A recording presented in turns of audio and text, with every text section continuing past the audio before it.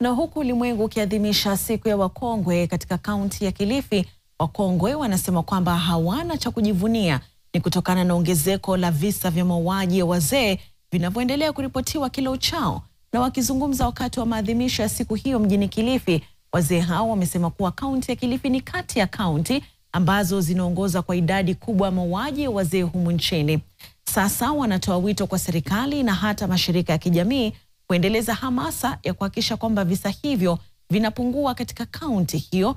Hata hivyo, serikali na mashirika ya kutetea haki za binadamu wanasema kuwa kando na kushinikiza suluhu la kudumu kwa tatizo la mauaji ya wazee, ipo haja ya kuendeleza miradi ya kuwasaidia wazee katika jamii ili waweze kujikimu kimaisha.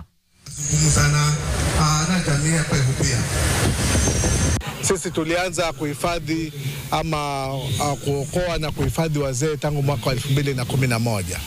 Na mpaka sasa idadi inaendelea tu, mambo inaendelea na kuendelea. Hata juzi kuna mzee mgeni ambaye alitujoin.